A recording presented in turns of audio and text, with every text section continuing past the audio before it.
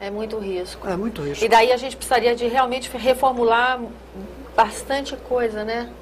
Senador, a própria elaboração do orçamento, a maneira como o orçamento é feito, isso já foi motivo de uma CPI mista aqui no Congresso Nacional. No entanto, são mecanismos que ainda não estão bem aprimorados?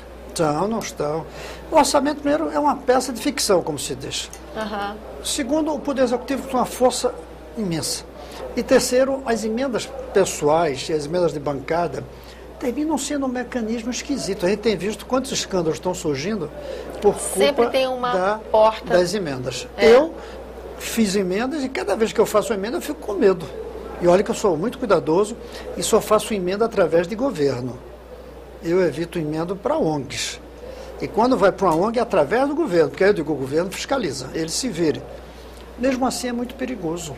Tem que acabar. O orçamento tem que ser radicalmente diferente. Como é que o senhor acha que deveria ser? O que precisa ser aprimorado? Eu acho que, primeiro, deveríamos ter um grupo permanente trabalhando nisso, vinculado à Comissão de Educação, tanto na Câmara quanto aqui. E esse grupo analisando não só quanto se vai gastar, mas qual é a consequência disso. Que eu agora consegui que se criasse uma subcomissão na Comissão de Economia para acompanhar o orçamento. Não para ver quanto se gasta, mas para ver qual é a consequência desse gasto para a sociedade e para a economia. Depois tem que ser uma comissão que trabalhe conjuntamente com o Poder Executivo desde o começo. Hoje não, hoje o Poder Executivo elabora e manda para cá.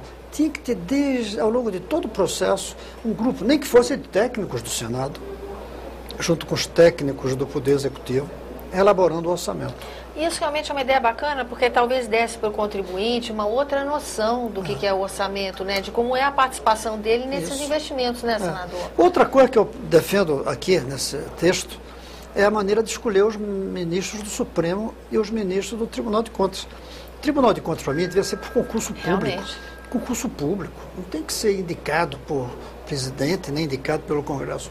E ministro do Supremo, acho que tem que combinar o Executivo, o Judiciário e o Legislativo. Qual é a minha proposta? Em vez de ser como hoje. Hoje o presidente escolhe uma pessoa, tira assim do chapéu dele e manda para cá. A gente faz de conta que sabatina e ratifica apoiando. A minha proposta é a seguinte: o sistema judiciário, os juízes, OAB, escolhem 6 nomes e mandam esses 6 nomes para o presidente. O presidente escolhe 3 desses 6 e manda para o Congresso. O Congresso tira dos 3 um. Aí sim. Aí vai ter sabatina para valer. E tem um distanciamento do caráter político, tem né? Tem um distanciamento. Eu ouço por aí. O governo Lula já nomeou não sei quantos dos ministros supremos. Só a suspeita, mesmo que não seja verdade, de que sendo indicado pelo presidente está amarrado a ele, só essa suspeita já desmoraliza. Já interfere e desmoraliza a justiça. A simples suspeita. Não estou nem dizendo que um ministro fique preso ao presidente, até porque o mandato é vitalício. Eles podem se independizar, mas tem suspeita. E a suspeita em política e na justiça, essa suspeita é muito ruim. Tem uma proposta também do senhor interessante, que é a perda do mandato parlamentar de quem perde o cargo de ministro, não é? É verdade, como é nos Estados Unidos. Isso também é interessante. A maioria das coisas não são nem invenções, já existem. Lembre-se, a senhora Hillary Clinton era senadora de Nova York. Foi ser ministra das Relações Exteriores e renunciou ao cargo.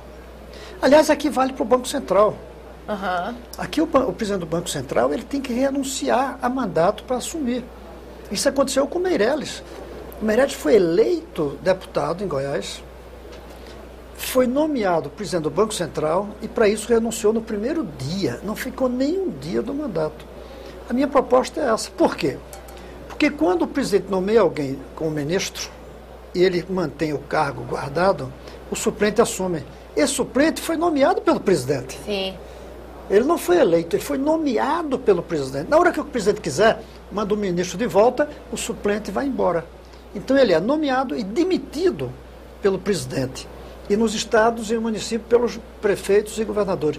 Isso amarra o Congresso ao Poder Executivo. O Poder Executivo, aqui, por exemplo, o governo federal hoje tem aqui um certo número de senadores deles, do governo executivo. São os suplentes dos ministros que estão lá.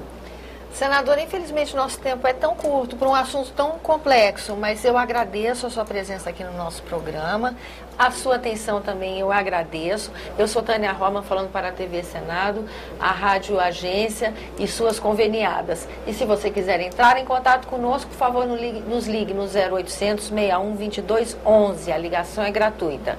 Se quiser rever esse ou outro dos nossos programas, por favor, acesse www.senado.gov.br/TV.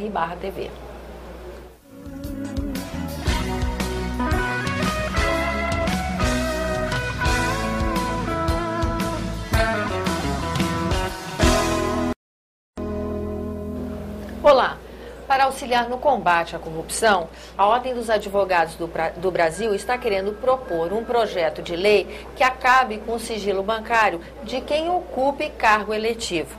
Mas, na verdade, essa é uma matéria que já tramita aqui no Congresso Nacional. É de autoria do senador Cristóvão Buarque, com quem nós conversamos agora justamente sobre o tema combate à corrupção. Senador, muito obrigada pela sua presença aqui no nosso programa. Essa ideia o senhor já teve? Não só a ideia, como já transformou também em projeto. Apresentar um projeto de lei. Ultimamente estão surgindo muitos projetos de lei relacionados com corrupção. E muitos deles eu já dei entrada há muitos anos. Por exemplo, recentemente houve uma votação aqui no site do Senado sobre um projeto do senador Tax que transforma corrupção em crime hediondo. Isso. Esse projeto já está aqui desde 2006. Diga-se de passagem que essa foi uma pesquisa, vamos dizer assim, campeã de audiência. Foi das pesquisas que teve maior votação. Ela tem um apelo junto à opinião pública muito grande, né, muito senador? grande. Eu lamento que não tenha sido feito na época, embora as coisas tenham um momento certo, né? Tem. Você sair muito na frente faz com que você se distancie. É verdade. Esse projeto da OAB também é um projeto meu já antigo, de 2005, mais antigo ainda, acabar sigilo bancário e fiscal de político. Você quer ser homem público? Você quer ser uma mulher na atividade pública? Não tem mais sigilo fiscal. Todo mundo tem que saber quanto você paga de imposto de renda, qual é o seu patrimônio. Agora, tem gente que não pode se expor. Muitos empresários, por exemplo, não entram na política. É um direito, leva a sua vida privada, recatada. Malha fina.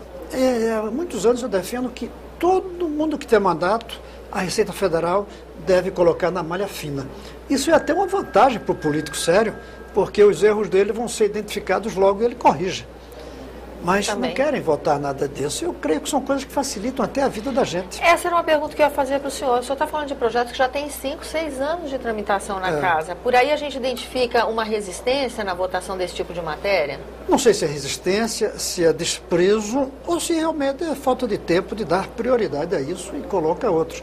Esse, por exemplo, do crime hediondo está desde 2006 na CCJ.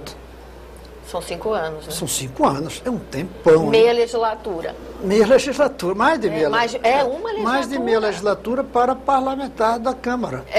E quase uma para quem é senador. É muito Aí tempo, outros vêm e lançam a mesma ideia, o que não é ruim. Hoje mesmo eu li no jornal, um deputado o deputado Regufe, apresentou uma série de projetos. Todos aqueles, salvo um, já estão aqui, como proibir mais de uma reeleição. É um projeto antigo meu. Essa é uma ideia do senhor, até ia falar sobre isso. E não só para deputado, senador, nada disso, para todo mundo, inclusive Executivo dirigente também. de clube de futebol, presidente de sindicato. Todo mundo que foi eleito só pode ser eleito 2 vezes seguidas. Quem é dono, não. Quem é dono para sempre. Uhum. Mas quem é eleito, até no condomínio, eleito 2 vezes. Mais que isso, não.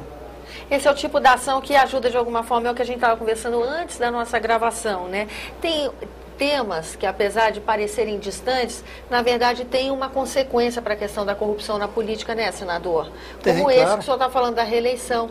O próprio financiamento de campanha, que ultimamente foi discutido aqui, também tem um peso, uma consequência, não tem nesse sentido? Tem, sem dúvida alguma. Talvez seja a principal causa da corrupção, depois da impunidade, é o financiamento privado de campanha.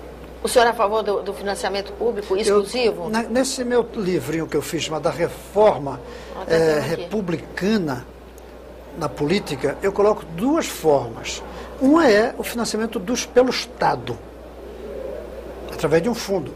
E o outro é só aceitar financiamento de militantes e pessoas individualmente, e no limite.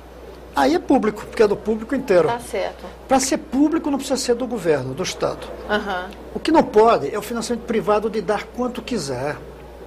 E aí você se compromete. É muito ruim. Eu, sinceramente, eu penso que não serei mais candidato se eu tiver que pedir dinheiro para financiar a minha campanha. Se não for capaz de ter um financiamento público, seja dos aliados próximos, seja de um fundo do Estado, como é na maioria dos países, eu não sei se vale a pena ser candidato outra vez, não. É uma atividade de alto risco. Ponto, é muito risco. É muito risco. É muito risco. E daí